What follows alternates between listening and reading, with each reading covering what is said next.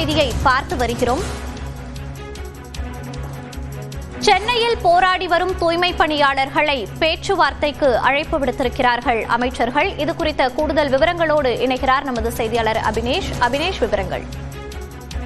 போராட்டத்தில் ஈடுபட்டு வரும் தூய்மை பணியாளர்களை அமைச்சர் KN நேரு தலைமையில் பேச்சுவார்த்தை நடத்த அழைப்பு விடுத்திருக்கிறாங்க. இன்று பிற்பகல்ல வந்த நீதிமன்ற உத்தரவுக்கு பிறகு அதிகாரிகளுடன் அமைச்சர் ஆலோசனை நடத்திய நிலையில இந்த பேச்சுவார்த்தைக்கு அழைப்பு மீண்டும் விடுத்திருக்கிறாங்க. இந்த நிலையில ஏற்கனவே நடைபெற்ற பேச்சுவார்த்தை தோல்வியில் முடிந்திருக்கக்கூடிய நிலையில மீண்டும் பேச்சுவார்த்தைக்கு அழைப்பு விடுக்கப்பட்டிருக்கிறது. அமைச்சர் KN நேரு, அமைச்சர் சேகர் பாபு, அதே போல மேயர் பிரியா, அதே போல துணை மேயர் மகேஷ்குமார், ஆணையர் குமரகுருபன், அதே போல மாஸ் செக்ரட்டரின்னு சொல்லக்கூடிய கார்த்திகன் IAS உள்ளிட்டோர் இந்த ஆலோசனை ஈடுபட்டாங்க. தொடர்ச்சியாக இந்த அமைச்சர்கள் காத்திருக்கும் அறைக்கு தெற்கு மண்டல கூடுதல் ஆணையர் கண்ணனும் வந்திருக்கிறார். குறிப்பாக நீதிமன்றம் இந்த போராட்டத்தில் ஈடுபட்டு வரக்கூடிய தூய்மை பணியாளர்களை இந்த இடத்துல இருந்து அப்புறப்படுத்துமாறும் வேற இடத்துல போராட அனுமதிக்குமாறும் தெரிவித்திருந்தாங்க. இந்த நிலையில அழைப்பு விடுத்து அமைச்சர்கள் தலைமையில் கொண்ட குழு காத்திருக்கிறாங்க. இந்த நிலையில்தான் இந்த தெற்கு மண்டல ஆணையர் கண்ணன் அமைச்சர்கள் காத்திருக்கும் அறைக்கு வந்திருக்கிறாங்க. இருந்த போதிலும் ஒருவரும் அதிக அளவில் கூடுதல் போலீசார் ரிப்பன் பில்டிங் வளாகத்துல குவிக்கப்பட்டிருக்கிறாங்க. கூடுதல் போலீஸ் விதிக்கப்பட்டிருக்கக்கூடிய நிலையில பேச்சுவார்த்தைக்கு தற்போது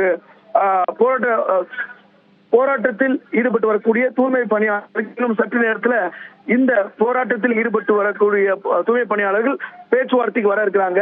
அந்த காட்சிகளை பார்க்கலாம். குறிப்பாக அமைச்சருடன் மீண்டும் பேச்சுவார்த்தைக்கு அமைச்சர்கள்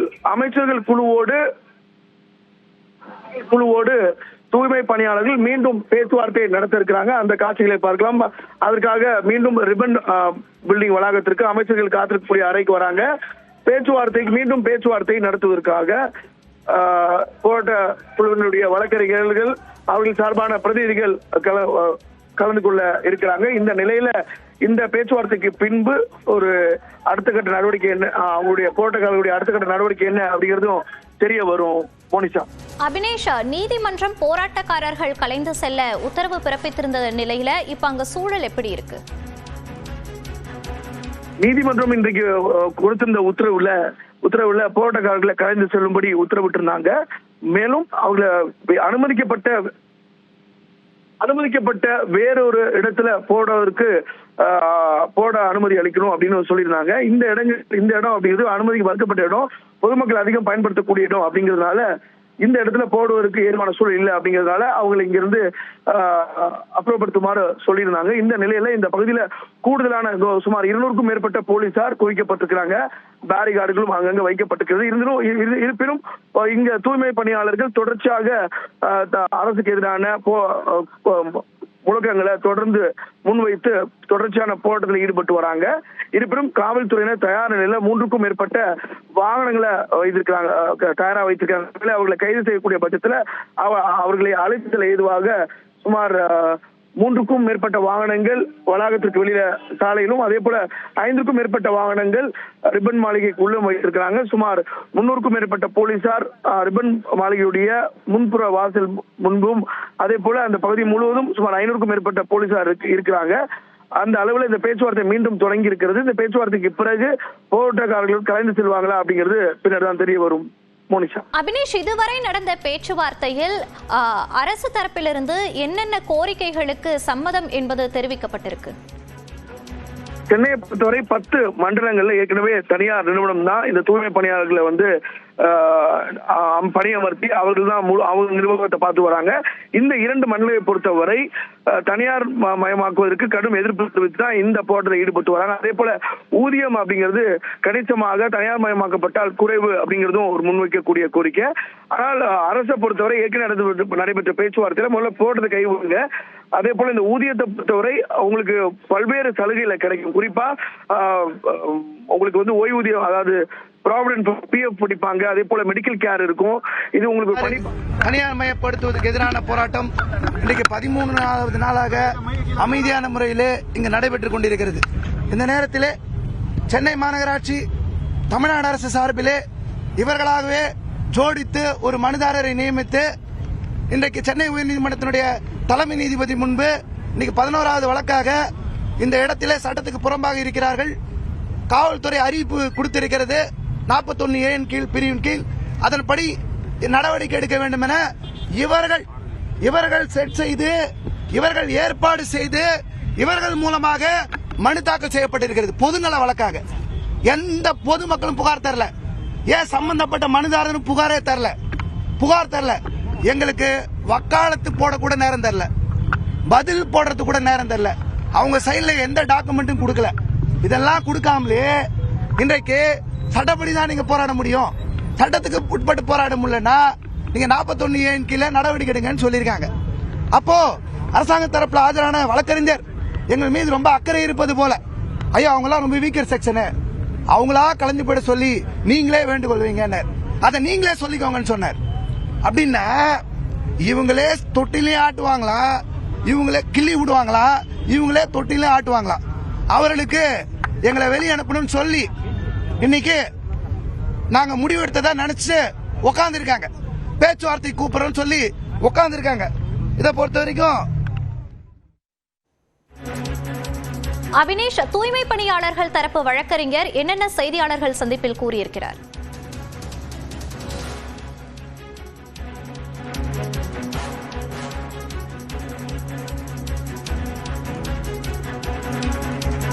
கலைந்து செல்ல காவல்துறை அறிவிப்பு வழங்கியிருப்பதாக தூய்மை பணியாளர்கள் தரப்பு வழக்கறிஞர் செய்தியாளர்கள் சந்திப்பில் தெரிவித்திருக்கிறார். தற்போது அமைச்சர்கள் கூட்டமானது கூடியிருக்கிறது.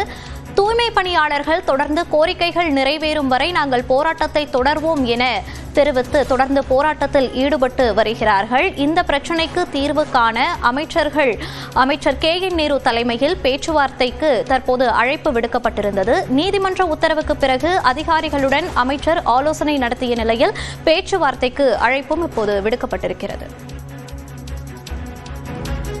அபினேஷ், தற்போது அமைச்சர் KN நேரு தலைமையில் மீட்டிங் ஆனது அரேஞ்ச் செய்யப்பட்டிருக்கிறது. இது குறித்த விவரங்களை பதிவு பண்ணலாம். அமைச்சர் KN நேரு தலைமையிலான அந்த குழுவிடம் தூய்மை பணியாளர்களுடைய பிரதிநிதிகள், வழக்கறிஞர்கள் மீண்டும் பேச்சுவார்த்தைக்கு சில நிமிடங்களுக்கு முன்பு சென்றிருக்கிறாங்க. இந்த கூட்டத்திற்கு பிறகு இங்கிருந்து கலைந்து செல்வாங்களா அப்படிங்கிறது தெரிய வரும். ஆனால் நீதிமன்ற உத்தரவை பொறுத்தவரை அதை அரசு அமல்படுத்த வேண்டும் அப்படிங்கறதா அமைச்சர்கள் தலைமையிலான குழு இந்த பிரதிநிதிகளிடம் சொல்ல இருக்கிறாங்க. குறிப்பா இந்த தற்போதைய நிலையில் இந்த போராட்டத்தை கைவிடுங்க, அதே போல தொடர்ச்சியாக பணி பாதுகாப்பு, அதே போல அவங்க கிடைக்கக்கூடிய மானிட்டரி பெனிஃபிட்ஸை மீண்டும் இந்த வழக்கறிஞர் தரப்பிடம் எடுத்துரைக்க இருக்கிறாங்க.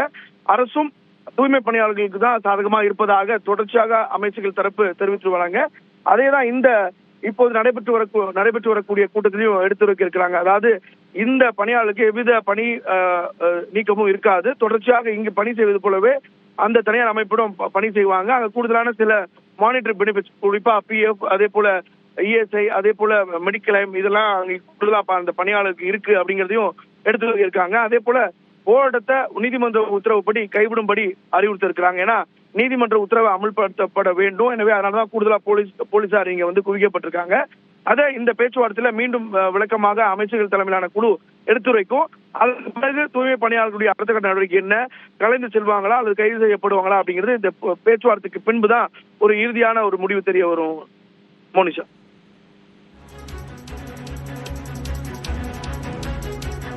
அபினேஷ், தற்போது பேச்சுவார்த்தையானது நடைபெற்றுக் கொண்டிருக்கிறது. இதனுடைய அடுத்த கட்ட நகர்வாக என்ன இருக்கும்னு யூகிக்கப்படுது? தூய்மை பணியாளர்கள் இன்றைக்கு 13வது நாளாக இந்த தனியார் மயமாக்கப்படுவதை, அதாவது தனியாருக்கு தாங்கள் பணிக்கு செல்வதை கைவிட வேண்டும் என வலியுறுத்தி 13வது நாளாக ரிப்பன் பில்டிங் வாசல்ல போராட்டத்தில் ஈடுபட்டு வராங்க. சுமார் 500க்கும் மேற்பட்டோர் இங்கே படுத்து உறங்கி தங்கி போராட்டத்தில் ஈடுபட்டு வராங்க. பல்வேறு தரப்பினர் அவருக்கு ஆதரவு தெரிவித்து வந்த நிலையில கூட இன்றைக்கு நீதிமன்றம் இந்த அனுமதிக்கப்படாத இடத்துல போராடுவது முறையானதல்ல, அனுமதிக்கப்பட்ட இடத்தில் போராட வேண்டும் அப்படிங்கறத நீதிமன்ற உத்தரவா வெளியிட்டிருந்தாங்க. அதனால அங்க போட அனுமதிக்க முடியாது, அவர்கள் இங்கிருந்து கலைந்து செல்லும்படி நீதிமன்ற உத்தரவு கொடுத்திருந்தது. இந்த நிலையில தான் இன்றைக்கு அமைச்சர்கள் தலைமையிலான குழுவோடு மீண்டும் இந்த பேச்சுவார்த்தை என்பது தொடங்கி நடைபெற்று வருகிறது. அடுத்த கட்ட நடவடிக்கை அப்படின்னா 2 இருக்கு. ஒண்ணு, நீதிமன்ற உத்தரவை அமல்படுத்தி ஆக வேண்டும். அதனால இவர்கள் கலந்து செல்லவில்லை அப்படின்னா இன்றைக்கு இரவுக்குள் போராட்டக்காரர்கள் கைது செய்யப்படுவாங்க. அது ஒன்று. மற்றொன்று, இந்த பேச்சுவார்த்தையில ஒரு சுமூக உடன்பாடு எட்டப்பட்டு ஏற்றுக்கொள்ளக்கூடிய கோரிக்கைகள் என்ன அப்படின்னு அரசு ஒரு முடிவெடுத்து, மாநகராட்சி ஒரு முடிவெடுத்தா இவங்க கலந்து செல்வதற்கான வாய்ப்பு இருக்கிறது. எனவே இது இரண்டுல ஏதேனும் ஒன்றுதான் நடக்கணும், அல்லது போராட்டத்தை தொடர்ந்து அவங்க முன்னெடுக்கணும் அப்படின்னு சொன்னா இந்த இடத்துல போராட்டத்துக்கான அனுமதி இல்லை. நீதிமன்ற உத்தரவுப்படி அனுமதிக்கப்பட்ட இடங்கள்ல, குறிப்பா வள்ளூர் கோட்டமோ அல்லது சிவானந்த சாலையோ அல்லது ராஜரத்னம் மைதானமோ ஆகிய 3 இடங்கள் தான் சென்னையில போராட்டத்துக்கான அனுமதிக்கப்பட்ட இடம். அந்த அனுமதிக்கப்பட்ட இடத்தும் காவல்துறை அனுமதியோடு அங்க போராட்டத்துக்கான அனுமதி இருக்கும். அந்த வகையில இந்த அடுத்த கட்ட நடவடிக்கையை பொறுத்தவரை இந்த பேச்சுவார்த்தைக்கு பின்புதான் கலந்து செல்றாங்களா அல்லது போராட்டத்தை தொடர்றாங்களா அப்படிங்கிறது தெரிய வரும். பேச்சுவார்த்தையில் சுமூக முடிவு எட்டப்படாவிட்டாலும் நீதிமன்ற உத்தரவின் பேரில் அவர்கள் கலந்து செல்ல காவல்துறை ஏதேனும் அறிவுறுத்தினால் அது என்ன மாதிரியான தாக்கங்களை ஏற்படுத்தும் அபினேஷ்? இது போன்ற போராட்டங்கள்ல ஈடுபட்டு வந்தா, அனுமதிக்கப்படாத இடங்கள்ல போராட்டத்தில் ஈடுபட்டு வந்தா காவல்துறை உடனடியாக அவளை கைது செய்யும். ஆனால் இன்னைக்கு அரசு அனுமதித்திருந்தது. அவருடைய கோரிக்கைகளை தெரிவிக்க 13 நாட்கள் அரசு அனுமதித்திருந்தது. இந்த இடங்கள்ல குறிப்பா அது சென்ட்ரலுக்கு அருகாமல் இருக்கக்கூடிய ஒரு இடம், தினந்தோறும் ஏராளமான லட்சக்கணக்கான பொதுமக்கள் கடந்து செல்லக்கூடிய ஒரு பாதை. இந்த பகுதியில் தொடர்ச்சியாக வாகன நெரிசல் இந்த கடந்த 13 நாட்களாக இருக்கிறது.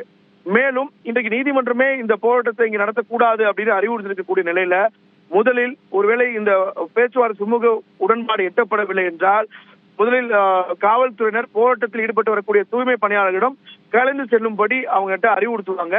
ஒருவேளை அதற்கு அவங்க இசைவை தெரிவிக்கவில்லைன்னா அவங்கள கைது செய்யக்கூடிய நடவடிக்கையில எடுப்பாங்க. அதனாலதான் முன்னெச்சரிக்கை நடவடிக்கையாகவே ஒரு 5-6 பேருந்துகள் தயார் நிலையில வைக்கப்பட்டிருக்கிறது. சுமார் 300க்கும் மேற்பட்ட காவலர்கள் இங்கு குவிக்கப்பட்டிருக்கிறாங்க. அந்த அடிப்படையில தான் இந்த பேச்சுவார்த்தை ஒருவேளை சுமூக உடன்பாடு எட்டப்படாவிட்டால் கைது நடவடிக்கை இருப்பதற்கான வாய்ப்பும் அதிகமாக இருக்கும். மோனிஷா. அபினேஷ், தூய்மை பணியாளர்கள் முன்வைக்கும் கோரிக்கைகள்ல எந்தெந்த கோரிக்கைகளுக்கெல்லாம் முக்கியத்துவம் கொடுத்து இந்த ஆலோசனை கூட்டத்தில் பரிசீலிக்கப்படுகிறது? குறிப்பா அவங்களுடைய பிரதான கோரிக்கையே இந்த தூய்மை பணியாளர்களுடைய பணிக்கு தனியாருக்கு செல்லக்கூடியதை ரத்து செய்யணும் அப்படின்னு சொல்றாங்க. ஆனா அது அரசுடைய கொள்கை முடிவு. ஏன்னா பாக்கி இருக்கக்கூடிய 10 மண்டலங்களும் ஏற்கனவே தனியார் அமைப்பு தான் அதை நடத்திட்டு வராங்க. அதனால உடனடியா இந்த 2 மண்டலங்களுக்கு மட்டும் அப்படி தனியாக அரசு மட்டும் ஏற்று நடத்தக்கூடிய வகையில உடனடியாக அதை செய்வதற்கான வாய்ப்பு இப்போதைக்கு குறைவு.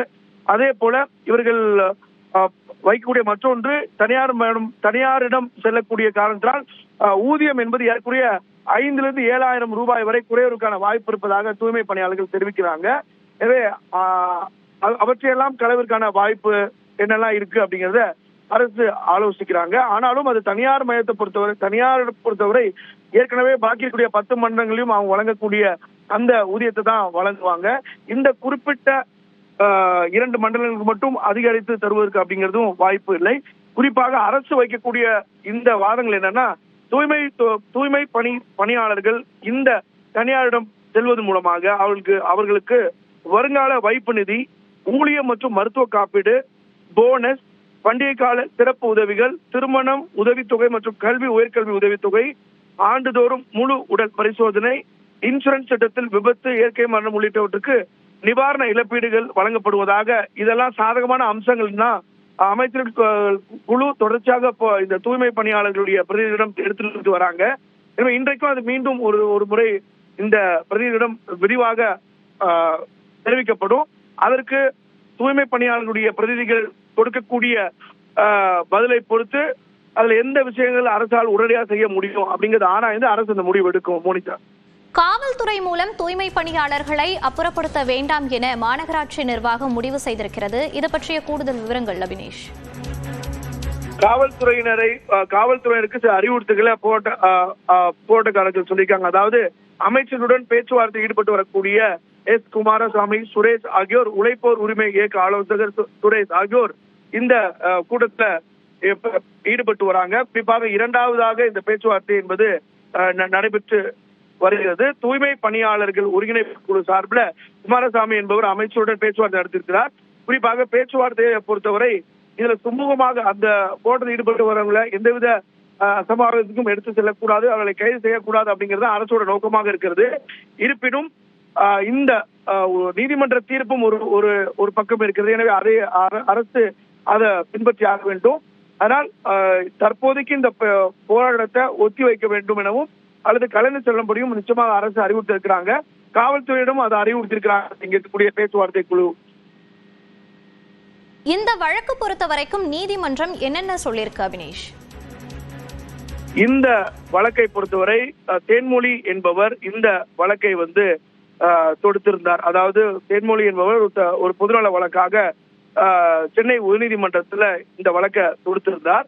குறிப்பாக இந்த பகுதியில அதிக அளவுல தினந்தோறும் பொதுமக்கள் செல்ல வேண்டிய ஒரு காரணம் அப்படிங்கிறதுனால பொதுமக்களுக்கு இடையூறாக இருக்கக்கூடிய ஒரு நிலையில தான் இந்த வழக்கை தொடுத்திருந்தார். ஆனால் இன்றைக்கு நீதிமன்ற உத்தரவை பொறுத்தவரை அது அனுமதிக்கப்படாத இடத்துல போராட்டத்தில் ஈடுபடு என்பது முறையானது அல்ல. எனவே சென்னை ஏற்கனவே போராட்டத்திற்கான அனுமதிக்கப்பட்ட இடங்கள்ல போடுவதுதான் சரி. எனவே இந்த பகுதியில போராட்டம் நடத்துவது சரியில்லை. எனவே அதை அவர்கள் உடனடியாக அவர்களை இந்த இடத்துல இருந்து அப்புறப்படுத்துவதற்கான உத்தரவை வெளியிட்டிருந்தாங்க நீதிமன்றம். அதனை தொடர்ந்துதான் இந்த அமைச்சர்கள் குழு அவர்கள் அதிகாரிகளோடு ஆலோசனை நடத்தினாங்க. அந்த ஆலோசனைக்கு பிறகுதான் மீண்டும் அவரிடம் பேச்சுவார்த்தைக்கு அழைப்பு விடுத்திருந்த நிலையில அந்த பேச்சுவார்த்தை என்பது தற்போது தொடங்கி நடைபெற்று வருகிறது. அபினேஷ், நீங்க இணைப்பிலே இருங்க, நம்ம தொடர்ந்து பேசலாம். கூடுதல் விவரங்களோடு இணைகிறார் நமது செய்தியாளர் லிபிகா. லிபிகா, தற்போது வரை மாநகராட்சி நிர்வாகம் என்னென்ன முடிவுகள் எடுத்திருக்கிறது? விவரங்கள். மோனிஷா, தூய்மை பணியாளர்களுடைய போராட்டம் தொடர்ந்து தற்போது சென்னை மாநகராட்சி சார்பில் பேச்சுவார்த்தைக்கானது அழைக்கப்பட்டு இருக்கின்றது. தூய்மை பணியாளர்களுடைய அந்த போராட்ட குழு சார்பில், ஒருங்கிணைப்பு குழு சார்பில் தற்போது குமாரசாமி அப்படிங்கிறவர் பேச்சுவார்த்தைக்காக தற்போது வந்திருக்கின்றார். அமைச்சர் KN நேரு, அதே போன்று அமைச்சர் சேகர் பாபு மற்றும் சென்னை மாநகராட்சி மேயர் பிரியா, சென்னை மாநகராட்சியினுடைய துணை மேயர் மகேஷ்குமார் மற்றும் ஆணையாளர் குமரகுருபன் ஆகிய தலைமையில இந்த பேச்சுவார்த்தை அப்படிங்கிறது தொடங்கி இருக்கின்றது. பட் போராட்ட குழு சார்பில் தற்போது சொல்லப்படுவது அப்படிங்கிறது போராட்டம் தொடர்ந்து நடைபெறும், வாபஸ் தற்போது பெறப்பட்டோம், அதே போன்று வேறு இடத்திற்கு சென்று தங்களுடைய போராட்டத்தை தொடர மாட்டோம், சாகும் வரை இங்கதான் போராட்டத்தை தொடருவோம் அப்படிங்கறதையும் இவங்க முன்வைத்திருக்காங்க. போராட்ட குழு சார்பில் தற்போது வழக்கறிஞர் செய்தியாளர் சந்திப்பிலையும் போராட்டத்தை தொடருவோம் அப்படிங்கிறதையும், சென்னை மாநகராட்சியில தற்போது நடைபெறக்கூடிய இந்த பேச்சுவார்த்தைக்கு எங்களுடைய குழு சார்பில் சென்றிருப்பதாகவும், அந்த பேச்சுவார்த்தையில் என்ன சொல்கிறார்கள் என்பதை கேட்பதற்காக மட்டும் தற்போது சென்றிருப்பதாகவும் இவங்க தரப்புல தெரிவிக்கப்பட்டிருக்கின்றது. அதே போன்று உயர்நீதிமன்ற தீர்ப்பின் அடிப்படையில போராட்டத்தை கலைக்க சொன்னாலும் நாங்கள் உச்ச நீதிமன்றம் வரை மேல்முறையீடு செய்வோம் அப்படிங்கிறதையும் இந்த தூய்மை பணியாளர்களுடைய போராட்ட குழு சார்பில் தெரிவிக்கப்பட்டிருக்கின்றது. தொடர்ந்து தங்களுடைய இந்த 2 கோரிக்கை, பணி நிரந்தரம் செய்ய வேண்டும், அதே போன்று தனியார் மயமாக்கப்படுவதை நிறுத்த வேண்டும் ஆகிய 2 கோரிக்கைகளை முன்வைத்து அவர்களுடைய போராட்டம் என்பது தொடர்ந்து அடுத்தபடியாக நடைபெறும் அப்படிங்கிறதையும் இவங்க முன்வைத்திருக்கிறார்கள். மோனிஷா, விவரங்களை பதிவு செய்தமைக்கு நன்றி லிபிகா.